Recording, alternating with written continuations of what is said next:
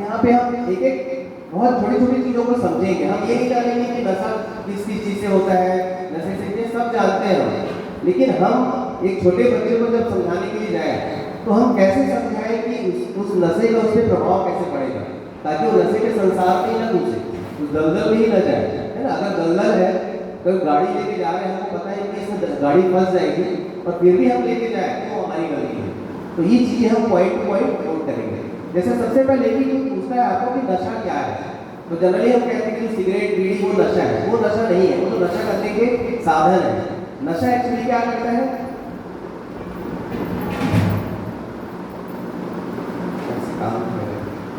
नशा क्या है? जिन वस्तुओं के सेवन से मनुष्य की बुद्धि लुप्त हो जाती है वे मादक या नशा है। ऐसा कोई भी चीज इसके करने से बुद्धि लुप्त हो जाती है, मतलब उसकी बुद्धि नाश हो जाती है। यही कारण है कि जो नशा करने वाला व्यक्ति आपकी बात को नहीं समझता।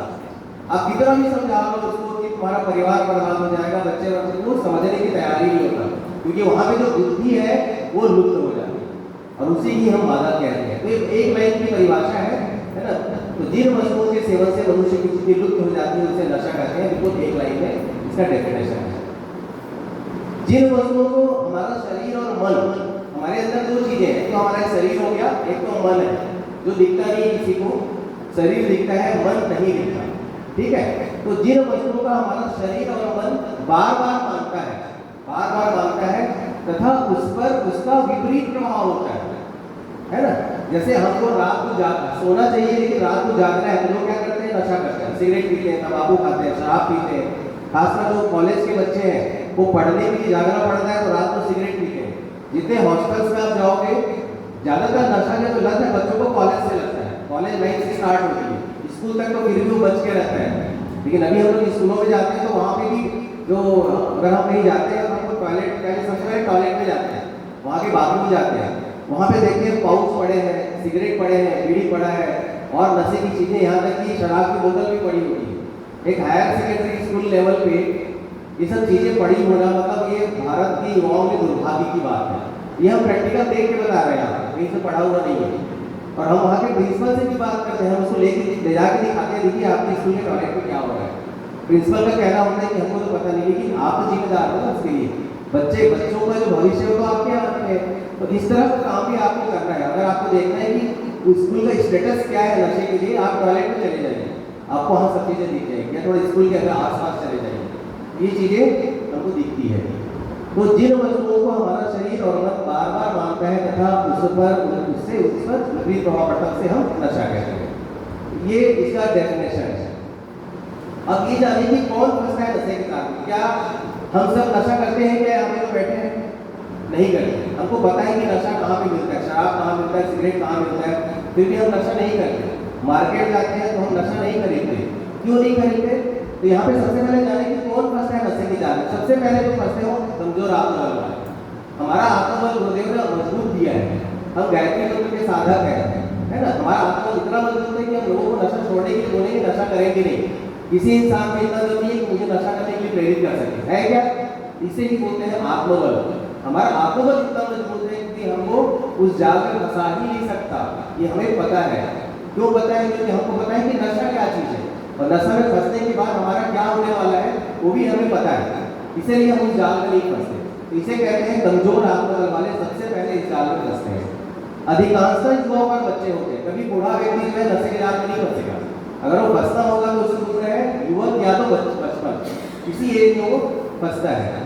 उसके बाद मानसिक रूप से तनावग्रस्त व्यक्ति, जैसे मैंने बताया स्कूल कॉलेज के स्टूडेंट्स या जो गृहस्थ लोग हैं जो बहुत तनाव में रहते हैं, जिनकी आर्थिक स्थिति खराब है, जिनकी नौकरी चली गई, जिन्होंने कर्ज लिया हुआ है, कर्ज नहीं चुका पा रहा है ना, किसी से झगड़ा हो गया, लड़ाई हो गया, इस तरह से जो लोग होते हैं मानसिक रूप से तनावग्रस्त होते हैं, वो क्या करते हैं?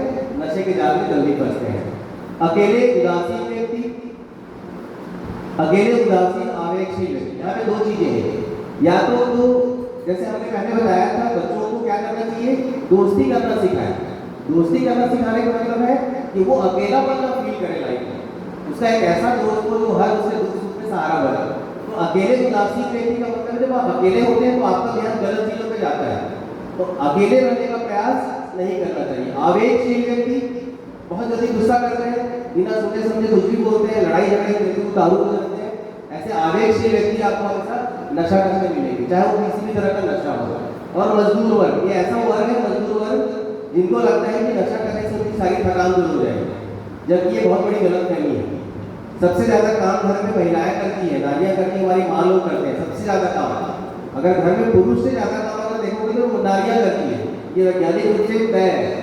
लेकिन फिर भी वो कोई नशा नहीं करती, उनको बिल्कुल थकान नहीं होती और बल्कि उनको एनर्जेटिक लगता है, क्योंकि वो काम को बोझ समझ के नहीं करती। मजदूर क्या करता है, काम को बोझ समझ के करता है, और बोझ समझ के करने के कारण उसे थकान आने लगती है। और यही कारण है कि मजदूर जो है वर्ग जो है वो नशे के जाल में जल्दी फंसता है। क्यों करते हैं वो तो था, कौन करते हैं, है ना। अब क्यों करते हैं लोग नशा? सबसे पहले जो नशा करते हैं बच्चे, वो है अधिकांशतः देखा देखी। छोटा बच्चा रहेगा स्कूल में, बच्चे लोग बोलेंगे चल थोड़ा सा पी के देख, एक बार खींच के देख, एक बार पी के देख। कॉलेज में क्या होता है, हमने खुद देखा है, कॉलेज में लोग पिकनिक के लिए जाते हैं, जो नहीं पीता बच्चा उसको बोलेंगे थोड़ा सा पी के देख, ज्यादा पानी डालेंगे, थोड़ा सा पी के देख, मतलब उसको उतना हावी हो जाते हैं इसके ऊपर कि मजबूरन उसको पिला देते हैं, है ना। मतलब अधिकांशतः देखा देखी, पी के देख, खूब मजा आएगा, इसका आनंद अलग है, इसको लेने से थकान नहीं होगा, ये दुनिया भर की बातें जो है ना वो जो समूह है वो करते हैं। तो अधिकांशतः युवकों और बच्चों में देखा देखी होता है। मित्र समूह के कुप्रभाव, सबसे बड़ा कारण यही है, जो उनका एक, जैसे हम लोग अच्छे संगठन से ताल्लुक रखते हैं, लेकिन हम लोग को 4 लोगों का समूह बनाने में कितना मेहनत करना पड़ता है, कितनी सारी युवा चेतना शिविर, ये शिविर वो शिविर, तब भी युवा नहीं आते हैं, क्योंकि जबकि अच्छा काम है। लेकिन आप शराबी लोग को देखना, उनकी खासियत क्या होती है, कभी अकेला नहीं रहता, उसके साथ 4 लोग हमेशा मिले, वो ढूंढ लेता है, तो 4 लोग शराब पीने के ढूंढ लेगा। तो वही बात गुरुदेव ने लिखी है अपने बुक में कि जब एक शराबी व्यक्ति 4 लोगों का समूह बना सकता है, तो हम क्यों नहीं बना पा रहे हैं? कहाँ पे हमें कमियां हैं, वो कमियों को हम ढूंढें और उसे दूर करने का कोशिश करें। तो ये गुरुदेव ने अपनी बुक में लिखा हुआ है कि एक शराबी व्यक्ति भी अकेला नहीं, 4 के समूह लेकर के चलता है ना। तो मित्र समूह के कुप्रभाव के कारण या कुसंगति के कारण युवकों में कौतूहल एवं मजा लेने के लिए, जैसे कोई युवक है, कोई गाड़ी खरीदा, तो गाड़ी खरीदा तो खुशी खुशी वो पार्टी देता है कि मैंने गाड़ी खरीदा है, उसमें एक बहाना चाहिए। मान लो गाड़ी का एक्सीडेंट हो गया, तो बोले यार मेरी गाड़ी का एक्सीडेंट हो गया, मैं बहुत दुखी हूँ, चलो आज फिर से शराब पीते हैं। मतलब उसको सिर्फ एक बहाने चाहिए, उसका कोई ताल्लुक नहीं है खुशी से या दुख से, शराब का कोई ताल्लुक नहीं है, लेकिन उनको सिर्फ एक बहाना चाहिए होता है कि आज पीला कैसे। तो ये होता है युवकों में कौतूहल एवं मजा लेने के लिए। नशीले पदार्थों की आसान उपलब्धता, आप अपने घर के आसपास देखिएगा, अगर आपके घर कोई छोटा बच्चा होगा तो अगर दूध का पैकेट चाहिए तो दूध का पैकेट नहीं मिलेगा, लेकिन आपको सिगरेट चाहिए, बीड़ी चाहिए, शराब चाहिए, वो बहुत इजीली मिल जाता है हर एक चौक चौराहों पे, है ना। नशे की चीज इतनी इजीली उपलब्ध है कि मतलब बहुत आसान काम होता है। और हम लोग क्या करते हैं, हमारे सामाजिक परिवेश कैसा है, अगर घर का कोई बड़ा सिगरेट बीड़ी पीता है, नशा करता है, तो क्या करेगा, अपने छोटे बच्चे को पैसा देगा, बोला जा वहाँ से एक सिगरेट लाना, जब वहाँ से पाउच खरीद के लाना तो 1 रुपये की चॉकलेट खा लेगा। ये चीज़ें हम बचपन से सिखाते हैं। जब बच्चा बचपन से जाके लाता है, सिगरेट खरीद के लाता है, तो उसको लगता है शायद ये हमारा कल्चर है, ये हमारा संस्कार है, कि हमारे दादा पीते हैं, हमारे नाना पीते हैं, हमारे पिताजी चाचा पीते हैं, तो शायद ये पीने की चीज़ है, जब बड़ा हो जाऊँगा तो मैं भी पीऊँगा। ये सारी चीज़ें होती है। उसके बाद जब घर के बड़े लोग इसको पी के फेंक देते हैं, तो एक ही चीज़ को जला के पीने की कोशिश करते हैं। ये रियल फैक्ट बता रहा हूँ, अपने आंखों से देखा होगा, है ना। तो वो जो चीज़ है धीरे धीरे धीरे इस सब के कहीं भी हम सब जिम्मेदार हैं, जो हम मौन है, और उस मौन के कारण ही सारा समाज बिगड़ता चला जा रहा है। जैसे उड़ीसा की आबादी लगभग अभी 3.5 से 4 के आसपास करोड़ में है, लेकिन यहाँ पे 1.5 करोड़ लोग नशे के जाल में फंसे हुए हैं। जैसे कल युगल ने बताया था कि छत्तीसगढ़ में 3 करोड़ की आबादी में लगभग 1 करोड़ लोग नशा करते हैं। अब सोचिए कितनी बुरी स्थिति है। उसमें भी 1 करोड़ जो वहाँ पे नशा करते हैं, 70 लाख लोग शराब के आदि हैं, और 30 जो लाख लोग हैं वो ड्रग्स के आदि हैं। आपके यहाँ भी यही है, इसकी स्थिति बहुत खराब है। यहाँ पे टोबैको ज़्यादा लेते हैं, टोबैको का परसेंटेज ज़्यादा है, 57% लोग यहाँ पे टोबैको लोग हैं जो नशा करते हैं, बाकी जो है लिकर, ओपियम, है ना, ये सब और अदर ड्रग्स लेते हैं। तो ये बहुत खराब स्थिति है पूरी। उसके बाद है प्रचार तंत्र की प्रेरणा। अब हम बच्चे हमारे आजकल मीडिया को बहुत देखते हैं, टीवी देखते हैं, पिक्चर देखते हैं, है ना। उसके जो हीरो होता है बकायदा सिगरेट पीते हुए, शराब पीते हुए, चीयर्स करते हुए पार्टी करता है, तो बच्चों को लगता है कि ऐसे ही हमको भी करना चाहिए, खुशी हमको सेलिब्रेट ऐसे ही करना चाहिए, और बहुत जल्दी कॉपी कर लेता है इसको, है ना। ये कॉपी करने से क्या हो रहा है, वो तो रियल लाइफ है, हो सकता है तो सीरियस कर रहा हूँ सचमुच ना भी पीता हो जो हीरो है, लेकिन हम लोग क्या करते हैं रियल लाइफ में शराब को, उस सिगरेट को अपना एक स्टाइल, एक स्टेटस बना लेते हैं। मैंने देखा कि बड़े बड़े जो एकदम टाइल बोर्ड में रहेंगे, एकदम बड़े बड़े कंपनी में मैनेजर और बड़े बड़े पोस्ट पर हाथ में सिगरेट होता है। मुझे वही समझ नहीं आया, इतना पढ़ा लिखा आदमी, इतना स्टेटस सिंबल मेंटेन करने वाला हाथ में सिगरेट लेके क्या सोच सकता है कि धुआं जला रहा है, मतलब लोगों को क्या सीख दे रहा है, ऐसा लगता है। इसीलिए गुरुदेव ने शिक्षा और विद्या का समन्वय लिखा है ना। और यही कारण है कि भारत में भी हम सामाजिक जगहों पर बैन कर दिए गए हैं, है ना। वो भी क्यों हुआ बैन, हम जैसे संस्थाओं की जागरूकता की वजह से हमने प्रेशर डाला, तब जाकर वो बैन हुआ। तो ये हो गया क्यों करते हैं लोग नशा। अब क्या है, इसके आगे का टॉपिक जो है बिल्कुल थोड़ा आगे का पढ़ लिया है।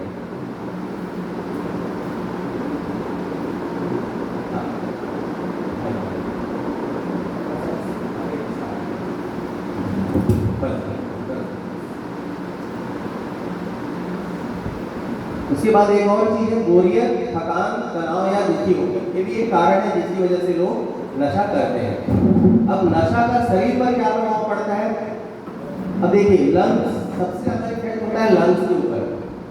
हम लोग जब बॉडी डिसेक्शन किए कॉलेज में फर्स्ट ईयर में, जब डिसेक्शन करते हैं या जब पोस्टमार्टम के लिए जाते हैं, जैसे हम जब सेकेंड ईयर में थे तो लगभग हमने 1000 बॉडी का पोस्टमार्टम किया। तो जो सिगरेट पीने वाले रहते थे जब उनका लंग्स निकालते थे तो डॉक्टर उनको बताते थे, हमारे सीनियर डॉक्टर, देखो ये बीड़ी सिगरेट पीने वाले का लंग्स एकदम काला, जैसे कार्बन की तरह काला, और जो नई सिगरेट बीड़ी पीता था उसका बिल्कुल गुलाबी कलर का, इतना डिफरेंस आ जाता है। उसमें देखो रात भर जाता है, लंग्स में सारे सेल्स जल जाते हैं उस धुएं से। चेन स्मोकर होते हैं लोग, चेन स्मोकर होता है, एक खत्म हुआ दूसरा जला है, फिर खत्म हुआ तीसरा जला है, चेन स्मोकर, ऐसे सिगरेट पीने वाले होते हैं। लीवर खराब होता है, लीवर कैंसर, सिरोसिस हो जाती है, हृदय, heart attack, blood pressure, kidney failure होता है उससे, और तंत्रिका कैंसर मतलब बिलियरिटी डिजीजेस होते हैं। जैसे कभी कभी मेरे पास पेशेंट आते हैं और जिनसे अगर आपको 2 दिन नशा नहीं मिला जिससे हाथ पांव कांपने लग जाते हैं, क्योंकि इतना आदी हो चुका है वो, उसका ब्लड डिमांड करता है, और वो जो ब्लड है तंत्रिका है, नर्वस सिस्टम उसको ढूंढने लगता है, जैसे वो बॉडी को कंपन करके हिला कर ढूंढता है कि कहीं पे मिल जाए। जैसे अपन कोई ग्लास में पानी डालते हैं ऐसे और खत्म हो जाए तो क्या करते हैं, थोड़ा सा उसको पटक पटक के ऐसे हिला हिला के उसको जो बचा खुचा चीज है उसको बाहर निकालते हैं। बॉडी के अंदर भी वही चीज होता है, अगर हमारे अंदर नशे का अगर लत है तो वो बॉडी में उसको हिलाता है, तभी तो हमें कपकपी होती है, कपकपी होती है। कपकपी होने का कारण है कि बॉडी उसको प्रोटेक्ट करने की कोशिश कर रहा है, आपको बचाने की कोशिश कर रहा है, हिला हिला कर उसको किडनी से बाहर निकालने की कोशिश कर रहा है, ये चीजें होती है। तो नशा का शरीर पर ये प्रभाव पड़ता है। ये हमने बच्चों के लिए बनाया है ताकि बच्चों को समझ आए। जैसे यहाँ पे देखिए लंग्स काले कलर का है, गुलाबी कलर का है, यहाँ पे हेल्दी लंग, हेल्दी लीवर कैसा होता है, और एक डिजीज लीवर सिरोसिस है, कैंसर है। यहाँ पे किडनी का शेप देखिए कैसा हो गया है, एक्चुअल किडनी बीन शेप का ऐसा होता है, और यहाँ पे किडनी की हालत क्या हो गई शराब की पीकर। तो ये सारी चीजें होती है। अब नशे का जो सबसे बुरा प्रभाव पड़ता है वो पड़ता है मन के ऊपर। शरीर में तो फिर भी बाद में पड़ता है, बहुत बाद में पड़ता है।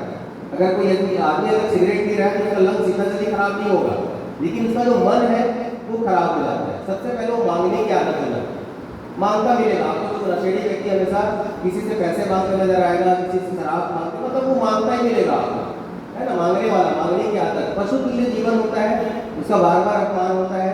असामाजिक गतिविधियों में अनावास संलिप्त, क्योंकि वो कमाता नहीं है तो वो अपराध की ओर तत्पर हो जाता है, और अपराधी प्रवृत्ति के कारण उसको पैसे चाहिए शॉर्टकट में पैसा कैसे आएगा, तो असामाजिक गतिविधियों में शामिल होने लगता है। झूठी शान से नाच तक, वो पूरा जिंदगी जो है झूठी शान दिखाने में खत्म कर देता है, और उससे उसका क्या हो जाता है, नाच हो जाता है। एक शराब पीने वाला या नशेड़ी व्यक्ति की सही बात पर भी लोगों को विश्वास नहीं होता, वो कितना भी सच बोले कोई व्यक्ति इसमें जल्दी से विश्वास नहीं करता है। उसके अंदर एक आत्महीनता की भावना होती है। जैसे जो शराबी व्यक्ति होते हैं, अगर मेरे पास पेशेंट के रूप में आते हैं तो शराब पी के आते हैं, क्योंकि अगर बिना शराब के उनके अंदर वो चीज़ नहीं है कि वो बता सके, वो बोल सके। जब तक वो नशे में ही आएगा तब तक वो बात नहीं। इसीलिए जो शराबी व्यक्ति होता है वो शराब पी कर ही घर आता है, क्योंकि वो अपनी पत्नी का सामना नहीं कर सकता, वो बच्चों का सामना नहीं कर सकता, तो शराब पी करके आता है क्योंकि वो वायलेंट होता है, तो सुनना नहीं चाहता उसे, तो आत्महीनता की स्थिति हो जाती है। नशा का परिवार पे क्या प्रभाव पड़ता है? चिंता और क्लेश का वातावरण। जिसके घर में नशा होगा उसके यहाँ हमेशा चिंता और क्लेश रहेगा, कभी उस घर के लोग खुशहाल नहीं मिलेंगे, संसाधनों का सदैव अभाव रहेगा, इसके यहाँ खाने की चीजें नहीं रहेगी, कपड़े पहनने के लिए नहीं होंगे, है ना, घर में बिस्तर नहीं होगा, बहुत सारी चीजों की कमियां, संसाधनों की कमियां होती है। और उसके कारण क्या है, झगड़े होने लगते हैं, उसके घर में अशांति हो जाती है, उसके घर में हिंसा, आत्महत्या, हत्या जैसी घटनाएं आम होती है। सामाजिक असहयोग होता है, कोई भी नशेड़ी परिवार में होता है नशा करने वाला, जो समाज है उसमें उनको सहयोग नहीं करता, असहयोग करता है। और घरेलू झगड़ों का मुख्य कारण शराब होता है, आप सभी जानते हैं। तो पहला जो कारण था वो कलह था। दूसरी जो कारण है वो है अशिक्षा, है ना, अशिक्षा। जो शराबी व्यक्ति है अपने इतना उसको पैसे का इतना वेस्टेज होता है उसके यहाँ, वो बच्चों की फीस नहीं भर पाता, बच्चों की फीस नहीं उठा पाता। संतान जो है उसका कुमारगामी हो जाता है, अपराधी प्रवृत्ति की ओर प्रवृत्त होता है, क्योंकि उसको माँ बाप का प्यार नहीं मिलता, उसको सही गाइडेंस नहीं मिलता घर में, वो क्या करता है, बुरी संगति के कारण कुमारगामी हो जाता है और अपराधी प्रवृत्ति की ओर प्रवृत्त होने लगता है।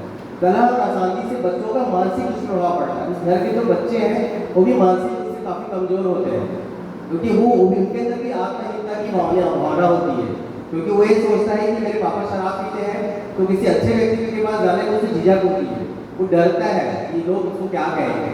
तो ये जो भावना है बच्चों के अंदर आ जाती है। प्रतिभाओं का हाथ से होता है। एक शराबी व्यक्ति का बच्चा कितना भी इंटेलिजेंट हो, उसको बराबर संसाधन नहीं मिलते, मार्ग नहीं मिलता, और उसका टैलेंट जो है वो अनायास ही समाप्त हो जाता है। अब नशा का परिवार पे क्या प्रभाव पड़ता है हम सब जानते हैं। जैसे कुसंस्कृति अभी क्या हो रही है, समाज शैली में अपशब्दों का प्रयोग, खूब गाली गलौज करते हैं। जितने भी नशेड़ी व्यक्ति मिलेंगे आपको, वो गाली गलौज से ही बात करते हैं। उनका व्यवहार जो रहता है वो कैसा होता है, अमर्यादित होता है, उनका व्यवहार अच्छा नहीं होता है। अपराधी प्रवृत्ति का बनपना, चोरी और हिंसा, ऐसे सीन आप लोगों ने भी देखा होगा। ये जो सीन अक्सर देखना, दो बच्चे बैठे हैं और सिगरेट पी रहे हैं, इस तरह के बहुत सीन हमारे समाज में आसपास दिखती है। नशा का समाज से क्या ताल्लुक, दुर्घटनाएं जो होती है ज्यादातर शराब से ही होती है। शराब पी करके गाड़ी चलाते हैं, सिगरेट बीड़ी जलता हुआ छोड़ते हैं, इससे क्या होता है, ट्रेनों में आग लग जाती है, और जो खेत खलिहान में भी जो गिरावट होता है उसमें आग लग जाती है। ये सब कारण जो है परिवार पे इसका समाज पर प्रभाव पड़ता है। नशा और समाज, आज का जो सबसे बड़ा जो फैशन हुआ है मेहमान नवाजी। किसी के घर नशा करने वाला व्यक्ति दूसरे घर जो आने वाला व्यक्ति उसको शराब पिलाता है, फिर जब वो उसके घर जाएगा तो उससे शराब की उम्मीद करता है, पहले उसको पिलाएगा फिर उससे उम्मीद करेगा, बस ऐसी सारी जिंदगी उनकी चलता रहता है। तो मेहमान नवाजी में नशा, पर्वों उत्सवों में शराब का फैशन। पहले तो सिर्फ होली में लोग शराब पिया करते थे, आजकल हर एक त्योहार में शराब पीने लगे। तो पर्वों उत्सवों में भी शराब एकदम फैशन का रूप हो गया है। अब शादियों में क्या होता है, शादियों में तो होने वाले झगड़ों में शराब की सबसे बड़ी भूमिका होती है। और जब जिसके यहाँ शादी होती है तो मैंने देखा है कि वो पहले शराब की व्यवस्था करते हैं कि शराब कितनी पेटी चाहिए, कहाँ से आएगा, कैसे व्यवस्था होगी, बाकी चीज़ तो बाद में आएगा। लेकिन ये आप देखना अपने सामाजिक जो आसपास जो पड़ोसी है वहाँ पे बिल्कुल शादी में होने वाले जो व्यवस्था है शराब की, और वो बाकायदा वो मतलब सबसे पहले घर पहुँच जाता है। उसके लिए एक आदमी नहीं कर देते हैं, कौन इसकी देखभाल करेगा, कौन पिलाएगा, किससे घर पिलाएंगे, कहाँ पे बैठेंगे, सारा प्लानिंग होता है। ये जो है मेहमान नवाजी में सामाजिक कुरीति के रूप में पनप रहा है, इसीलिए हमने इसको नशा मुक्ति एवं कुरीति कहा है। कुरीति का मतलब ये होता है कि इस कुरीति को हमको हटाना है समाज से। सामाजिक रिश्तों में तनाव एवं मित्रों में आपस में झगड़ा पड़ने का जो कारण है वो शराब ही है। अब यहाँ पे एक गाड़ी देख रहे हैं हम लोग, मैंने पहले बताया कि जब हम किसी गाड़ी को जानबूझकर दलदल में ले जाए तो क्या उसे बाहर निकाल सकते हैं, नहीं निकाल सकते। अब यहाँ पे देखिए सब लोग मिल के निकालने की कोशिश कर रहे हैं। अब इसमें उसके रिश्तेदार भी है, डॉक्टर भी है और बहुत से एक्सपर्ट हुए, लेकिन चाह भी इस गाड़ी को दलदल से बाहर नहीं ला सकते। इसीलिए मैंने शुरू में कहा कि नशा को अगर रोकना है तो वो स्कूल और कॉलेज ही है, जहाँ बच्चों को इन सब बातों को बता करके उसकी बुरी स्थिति को दिखा करके डरा करके ही आप उसको रोक सकते हैं, उनका आत्मबल मजबूत कर सकते हैं। बच्चों को गायत्री मंत्र बोलने के लिए कहिए, मैं ऐसा बोलता हूँ, बच्चे गायत्री मंत्र बोलते हैं कभी नशा के चक्कर में नहीं फंसेगा। माँ गायत्री को इतनी बुद्धि देती कि उस रास्ते पे ही नहीं जाएगा, उसका आत्मबल इतना मजबूत हो जाता है। इसीलिए गुरुदेव ने 5 गायत्री मंत्र छोटे बच्चों के लिए हमेशा बोला है ना। तो ये जो चित्र है हमें यही प्रेरणा देती है कि हम दलदल में जानबूझकर न जाए। अब यहाँ पे 2 रास्ते हैं जो हम बच्चों को दिखाते हैं, एक तो है सुमार्गता, दूसरा है कुमार्गता। अब यहाँ पे हम मान लो 10 रुपए की बचत करते हैं एक दिन का, एक महीने में 300 रुपए, एक साल में 3600 रुपए। और यहाँ पे अगर 10 रुपए का कोई सिगरेट पीता है, वैसा तो मेरे ख्याल से आता नहीं है सिगरेट 10 रुपए में, लेकिन अगर बचत करता है तो 36 रुपए से नशा में लगता है। और टोटल कैलकुलेशन निकाले तो 25 साल बाद इसके पास लगभग 25 लाख रुपए होता है, और इसके पास तो शायद बचता ही नहीं 25 साल बाद, अगर बच भी गया तो 25 लाख रुपए उसको इलाज के लिए लगते हैं। ये कैलकुलेशन है साइंटिस्टों का। अब बच्चों के सामने दो मार्ग होते हैं, जैसे कि सुमार्ग में चलेगा कि कुमार्ग में चलेगा। अगर वो सुमार्ग में चलेगा तो उसको सम्मान मिलेगा, हर किसी को सम्मान चाहिए होता है, प्यार मिलेगा परिवार का, समाज का, हमेशा शांत रहेगा, उसका मन स्थिर रहेगा, स्वाभिमान से अपना जीवन जिएगा और धनार्जन करेगा, अर्थात अपने पैरों पे खड़ा होगा। अब अगर कुमार्ग में चलता है तो उसका अपव्यय होगा सबसे पहले, जो खर्चे हैं वो सबसे पहले होंगे, सम्मान तो कभी होगा नहीं उसका, अपराध की ओर प्रवृत्त होगा, क्योंकि अपराध करने से ही उसको ये अपव्यय वाला व्यय उसका वहीं से होगा। अपराध करेगा तो उसको पैसे मिलेंगे तब वो व्यय करेगा अपने नशे के लिए। उसके घर में हमेशा क्लेश रहेगा, माता पिता से, भाई बहनों से, वो रोगी होगा, है ना, ट्रीटमेंट के लिए उसको पैसे चाहिए, बीमार रहेगा, और अशांति में जिंदगी भर वो अशांत रहेगा, अशांति की जिंदगी गुजारते हैं नशेड़ी व्यक्ति। अब विद्यार्थी जो है नशा मुक्त रहने के लिए क्या करें, वो जो जितने पॉइंट्स हैं वो तो ठीक है हम जान गए, लेकिन हम बच्चों को कैसे बताएं, स्कूल में, कॉलेज में, अपने घर के बच्चों को, आस पड़ोस के बच्चों को, कि उन बच्चों को क्या करना चाहिए इस नशा मुक्ति अभियान के लिए, उनका क्या योगदान होना चाहिए। तो क्या होना चाहिए, सबसे पहले अपने घर से शुरुआत करें, उनसे कहें कि अपने एक लिस्ट बनाइए कि आपके घर में कौन कौन नशा करता है, उसके पिता, दादा, दादी, नाना, नानी, चाचा, चाची, उनके नाम लिखिए, ये अन्य रिश्तेदार हैं उनकी भी लिस्ट बनाएं, और कौन क्या नशा करता है उसको भी उसके बगल में लिखें, और उसके नुकसान के बारे में बताएं उन्हें जाकर के। घर के बच्चे अगर अपने पिता को या अपने चाचा को, दादा को बताया तो उनका प्रभाव अलग पड़ता है, क्योंकि अगर छोटा बच्चा अगर वैसे कहे कि पापा आप यहाँ पे गलत हो, तो थोड़ा सा टेंशन जरूर होता है कि शायद मैं गलत हूँ, इसका प्रभाव पड़ता है। ये बहुत सारे प्रयोग करके देखे गए। तो अपने घर से शुरुआत करें और नशा छुड़ाने का प्रयास करें, ये पहली चीज हम बच्चों को बताते हैं। विद्यार्थी आपस में समूह बनाकर नशा मुक्ति का प्रयास है। एक समूह बनाने के लिए, जैसे एनसीसी स्काउट्स होते हैं स्कूल में, वैसे ही हम नशा मुक्ति का एक समूह बनाने वाले अच्छे बच्चों का, और वो बच्चे जाकर के नशा मुक्ति की बातें लोगों को बताएं। नशा छोड़ने वाले व्यक्ति को रचनात्मक कार्यों से जोड़ना है। जैसे होता क्या है, कई बार नशा छोड़ने वाला व्यक्ति कोई, जैसे मेरे जान पहचान में एक नशेड़ी व्यक्ति है, वो तबला खूब अच्छा हो जाता था पहले, लेकिन नशे के जाल में फंसने के बाद वो छूट गया तबला उसका, और इतना नशा करता था कि घर वाले परेशान होकर बहुत मुश्किल से उसकी जान बची। अब जब वो मेरे पास आया तो घर वाले नशा छुड़ाने का प्रयास किया, हमने उसको दवाइयाँ दी, छोड़ने का प्रयास किया, लेकिन वो एक ही बात बोलता था कि मैं खाली रहता हूँ तो मैं क्या करूँ। तो मैंने पूछा तुम्हारा शौक क्या है, तो उसने कहा कि मैं तबला बजाता था। मैंने कहा तबला फिर से बजाना शुरू।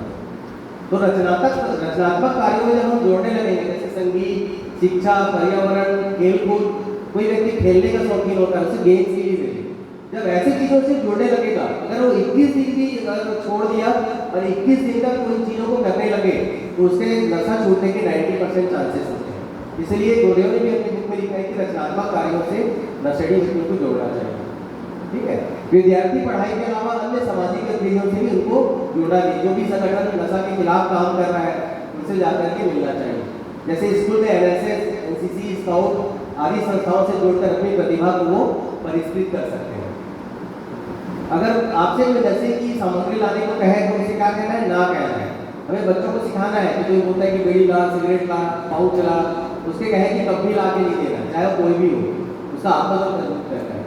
कुसंगति से दूर रहने के लिए बोले और अच्छी पुस्तकों से दोस्ती करने के लिए बोले, नशा का विरोध करने के लिए बोले, है ना, सोशल मीडिया में नशे के खिलाफ अपना विचार व्यक्त करें। हर एक स्टूडेंट्स के हाथ में मोबाइल है, फेसबुक है, व्हाट्सअप है, वो एक पोस्ट डेली डालें कि नशा नहीं करना चाहिए। अगर सारे बच्चे करने लगे, अगर भुवनेश्वर में अगर मान लो 10,000 बच्चे पढ़ते हैं, 10,000 पोस्ट रोज होने लगे सोशल मीडिया पे, तो एक आंदोलन की तरह हो जाता है मीडिया, है ना, उसका इफेक्ट लोगों को पड़ता है।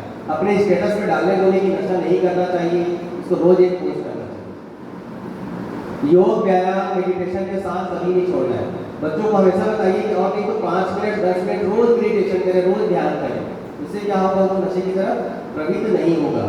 घर में होने वाले उत्सव में नशे के प्रयोग पर अपनी सहमति न दें। जैसे मैंने कहा था कि हर एक घर में शादी ब्याह उत्सव में शराब आता है, तो बच्चों से कहें कि वो बिल्कुल ना बोल दें उसको कि हम मेरे रहते इस घर में शराब नहीं आएगा, मेरे रहते इस घर में नशा नहीं होगा। अगर बच्चा अपना आंदोलन अपने ही घर में शुरू कर ले, उस घर के लोग छोड़ देते हैं, है ना। मैं अपना एग्जाम्पल दे रहा हूँ, मेरी दादी एक्सपायर्ड हुई थी, तो जो जाने लगे मेहमान लोग तो जनरली क्या है, सौंफ सुपारी रखते हैं खाना खाने के बाद, उसमें 2-4 बीड़ी सिगरेट भी रखे हुए थे। मैंने कहा अगर ये सिगरेट बीड़ी यहाँ रहा तो मैं घर छोड़ दूँगा। और इस बात के लिए मेरे जो चाचा वो गाँव में रहते हैं तो बहुत प्रयुक्त थे कि नहीं उनको बुरा लगेगा। मैं बुरा नहीं लगेगा, आप एक अर्थी की अभी अंत्येष्टि करके आ रहे हो और अपने दोस्तों को अपने रिश्तेदारों को आप सिगरेट पिला रहे हो तो आप उनकी जान ले रहे हैं। सिगरेट बीड़ी पीने से जान बढ़ती थोड़ी है, जीवन वो तो कम हो रहा है, आप कम कर रहे हो, आप समझाओ उनको। तो उसी समय वो वहाँ से हटाया गया। उसके बाद से मेरे घर किसी भी कार्यक्रम में सिगरेट बीड़ी नहीं आता। तो ये चीज़ आपको अपने से शुरू करना है। मेरे को अपने चाचा से विरोध सहना पड़ा, लेकिन वो कुछ देर के लिए, लेकिन बाद में तो भी समझ में आ गया। तो अच्छी चीज़ें जब बोलेंगे तो लोग थोड़ा सा विरोध करते हैं, लेकिन जब उनको समझ में आता है कि ये बात सही है तो वो आपके साथ खड़े होंगे। तो घरों में होने वाले उत्सव में अपनी सहमति न देने ऐसे बच्चों को हमको सिखाना है। गायत्री मंत्र, वैदिक मंत्र का उच्चारण प्रतिदिन कराना है, क्योंकि आजकल गायत्री मंत्र बच्चे को बोलो आप स्कूल जाने से पहले 5 बार गायत्री मंत्र बोलो, महामृत्युंजय मंत्र बोलो, या उनके घर में जो भी वैदिक मंत्र बोलते हैं उनको बोलने के लिए बोले। अगर वैदिक मंत्र का बच्चा बोल रहा है, गायत्री मंत्र बोल रहा है तो कभी नशा नहीं करेगा।